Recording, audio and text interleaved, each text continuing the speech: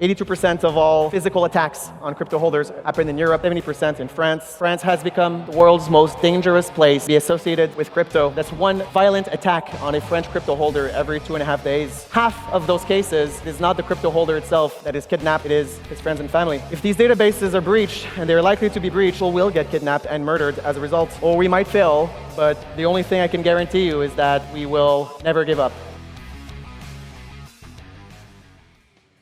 My name is Francis Pouliot. I'm the founder of Bull Bitcoin, a non-custodial Bitcoin-only wallet and exchange service. And our mission at Bull Bitcoin is to destroy central banking, defund the socialist state, and end fiat slavery once and for all. Just so we're clear, this is the most outrageously difficult objective we could possibly have set ourselves, yet we must succeed. And by the grace of God, we will succeed because our cause is a just cause. To achieve this scale of global financial revolution, we need to set the stage for a transition, to put in place the conditions necessary for our movement to flourish and to grow. We need to recruit an army of sovereign individuals to oppose the fiat regimes, not with violence, but by peacefully opting out. If enough of us withdraw our consent from monetary debasement, the fiat house of cards will collapse. I believe that we need about 3% of the global population to become sovereign individuals and not only hold Bitcoin, but use Bitcoin as a medium of exchange. Merchants need to accept Bitcoin, need to pay their staff with Bitcoin. Financial contracts need to be denominated in Bitcoin and settled in Bitcoin. People need to trade commodities in Bitcoin, and those commodities need to be delivered in a supply chain where all the participants are also paid with Bitcoin. And this requires Bitcoin to have an extremely high degree of liquidity and salability. This requires the price of Bitcoin to go up and millions of people to hold Bitcoin, and also corporations and self-custody.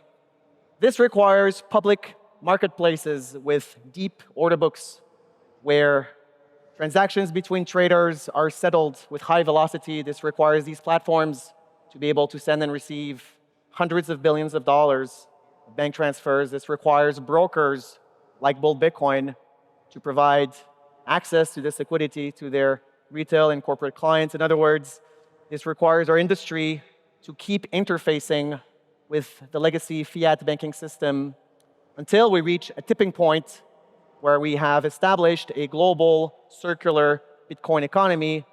Then and only then will the fiat system collapse. To do this, our industry has made a compromise. And this compromise is called KYC. KYC is not evil in and of itself. When we get clients at Bull Bitcoin that send us a bank transfer, we want to make sure that that's not a fraudulent transfer. We want to make sure that our clients are not being defrauded. We have private interests in knowing who we're doing business with. We do not want to do business with Islamic terrorists which slaughter our people in the streets of Europe. We do not want to make life easy for rape gangs and child traffickers which turn our women into sex slaves. We don't want to facilitate the life of hackers and fraudsters and scammers which steal the life savings of our elderly people. And as such, even if KYC was not legally mandated, we probably would do it. But of course, it is mandated, as you all know. It's not an internal business procedure that we voluntarily employ. Pretty much every crypto company in the entire world is mandated by law to identify their clients, to keep records of their transactions, keep their personal information, to investigate suspicious transactions and report them. As cypherpunks, how can we possibly reconcile the fact that we need to de-anonymize our users in order to give them access to a currency which was created specifically to give them privacy? At Bull, we are extremely conscious that we are mandated by law to maintain a honeypot of extremely sensitive private information. And in practice, we do everything we can to make sure that this data stays within the walled gardens of our system. Even as a non-custodial exchange, the cybersecurity practices that we have in place to maintain and secure personal data are as strict as if we were storing people's private keys. We develop technologies that help reduce the likelihood that our users are being maliciously tracked by attackers. An easy one is just not using address reuse on the exchange. More complex ones are silent payments. There's other technologies like Liquid, Lightning, and PayJoin, which are growing in adoption, which we offer to our clients that make it not only a better privacy system, but also they're just more economical to use. We use privacy laws to our advantage. Most people would be surprised just how little of our clients' data actually ends up in the hands of governments. In most countries, including in the European Union, the operating principle is that you need to report transactions which, after investigation, you have assessed are likely to be associated with terrorism or money laundering. And of course, if there is an investigation and we receive a lawful request by a competent and authoritative judicial source to hand over a specific information of a client or a transaction, we will comply. But other than that, most of the client's data actually stays within our system. And without going into details, I can tell you that on several occasions, we have received illegal, arbitrary, and abusive requests by enterprising bureaucrats and third parties that wanted to get our customers' data. And using the privacy laws that we have, including in Europe, we are able to simply tell them no. Most people believe that every time you buy Bitcoin on an exchange, it automatically ends up in a big government database. That's simply not true. As a hardcore free market capitalist and an advocate for liberty, I deplore any type of regulation whatsoever. But I'll be honest with you, I sleep at night knowing that Bull Bitcoin is a KYC exchange, because I know that because of the legal and regulatory frameworks that we're in, because of the technologies that we develop, because of the open source software that we create to prevent data leakage, and because of the policies and procedures and philosophies that we have, our clients' KYC data, the risk of it leaking is highly mitigated. However, all of this is about to change. We are facing an unprecedented threat, not only to the cypherpunk principles of Bitcoin, but also to the very lives of our clients. The delicate balance that we have reached with the state has been shattered. In 2021, at the peak of the COVID tyranny, the G20 countries got together and decided that Bitcoin was an existential threat to global public financing mechanisms. And as a result, they mandated the OECD to find a solution to this problem. And that solution is called the Crypto Asset Reporting Framework, or CARF. Just after a few months after the OECD published CARF, 60 countries in the world pledged to implement it. And of course, the European Union was more than happy to immediately jump on it. And they created a proposal called DAC8, which has since then been implemented in all EU member states. Nobody asked for this. Nobody voted for this. I can not think of a better example of a globalist bureaucratic conspiracy against the sovereign individual. In short, what is DAC8? It turns every single crypto service provider into a data collection, aggregation, and transmission platform, sending all the users' data directly to the tax authorities by embedding them into the EU's automatic information exchange program. Exchanges report all of these users' transaction activity to their own tax authority, along with their personal information. The national tax authorities aggregate all this information from all the crypto service providers into one big database. Not only that, the member states share their database with each other, in effect creating a global crypto honeypot of extremely sensitive personal information. And crypto service providers are no longer just apps and businesses that provide value to their customers, but they are an extension of the surveillance infrastructure of the EU's tax authorities. There are many reasons to be concerned about a program where the government creates a list of special people that has all of their personal information and that has all of their wealth data and financial habits, even if we were to assume for a second that that data was going to be kept secure. But of course, it will not be kept secure. In fact, all the evidence that I have reviewed has made me conclude that it is nearly inevitable that on a long enough timeline, this data will end up in the hands of criminal organizations, of terrorist groups, of adversary states, and of private corporations that will surely seek to monetize it for their own ends.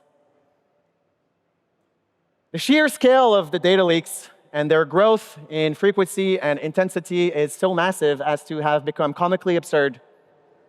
As you can see on this chart, there are millions, these are millions of user records that are leaked each month in France alone. We're talking about hundreds of millions of user records leaked throughout Europe over the last few years. There is a data breach from a top-tier institution, such as a government, financial institution, or insurance provider every 5 weeks. Hundreds of millions of people are affected by this. In Europe, Bold Bitcoin is headquartered in France. I am French. A quarter of our team is French. French is our second language at Bold Bitcoin. As it turns out, France has become the world's most dangerous place to be associated with crypto. Here are two examples. In France, there was a tax official that sold the data of taxpayers to criminal organizations, specifically for them to be targeted for kidnappings, and there were victims as a result. Recently, 1.2 million bank records were leaked, also from France's national bank account database, which is run by the tax authority. And there have been 41 attacks on crypto holders in France the first 4 months of this year. That's 2.5, that's one violent attack on a French crypto holder every 2.5 days. 82% of all physical attacks on crypto holders happen in Europe, 70% in France. In 2025, the number of attacks on crypto holders increased by 75%. The first quarter of 2026, it increased by another 50%. We project that by the end of the year, there will be as many as 150 to 180 victims of violent attacks in France. And in half of those cases, it is not the crypto holder itself that is kidnapped. It is his friends and family. These are not just statistics. Many of you in this room know someone that has been a victim of a violent crypto attack. Someone that I know was involved in a kidnapping this year, and I was involved in helping with the case. I can tell you that many of the cases are not being reported, so the real numbers are probably higher. Some of my friends are fearing for their lives in Europe and have consequently fled Europe to save their families. So for me, this is very personal. And with the arrival of DAC8 and the creation of a centralized database, which contains not only the personal address of people, but also their wealth and financial habits, these attacks will become far worse. And I believe that I don't exaggerate when I say that if these databases are breached, and they're likely to be breached, it will be catastrophic, and people will get kidnapped and murdered as a result. So DAC8 has transformed the concept of know your customer into kill your customer.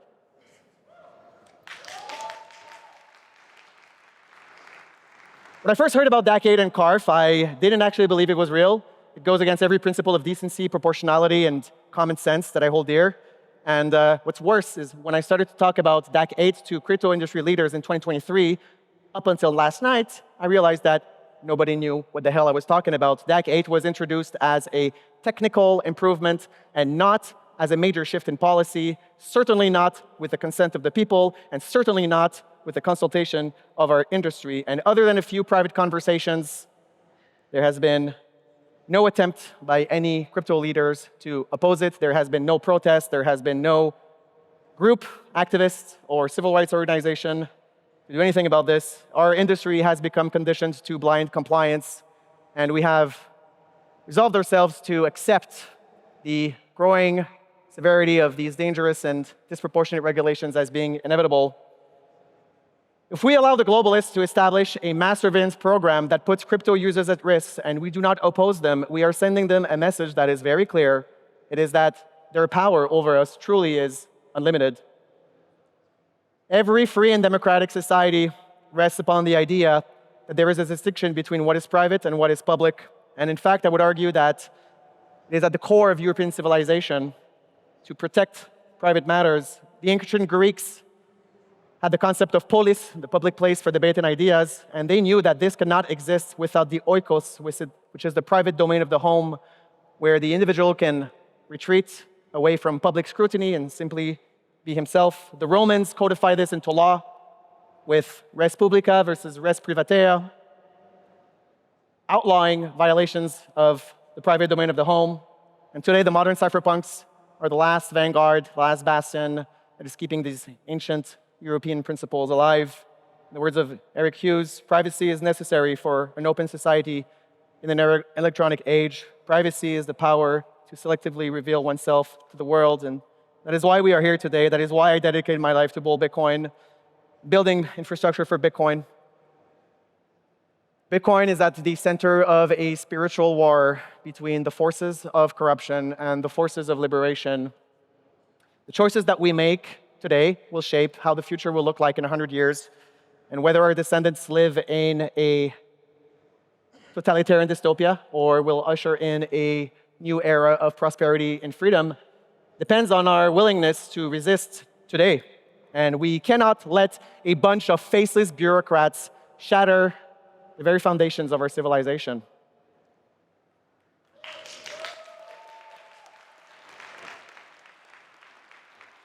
We must draw a line in the sand and refuse to cede any more territory before we have nothing left. Someone must take a stand, and it appears that no one is willing and able to do so. Therefore, it falls onto Bull Bitcoin to lead this fight. And to this effect, earlier this year, we have launched the first phase of our legal action against the mass surveillance mechanism known as DAC8 by filing a summary petition against the French government, and we are seeking the outright annulment of DAC8 in France. This is not a frivolous lawsuit. This is not a symbolic gesture.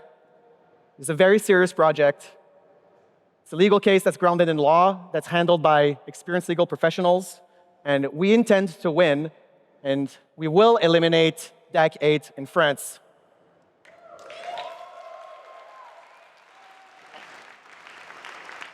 The next coming months, a full substantive memo will be filed. The French government will rule on its merits in the next year or two. In the meanwhile, we will employ every legal mechanism at our disposal to prevent our users from suffering irreparable harm.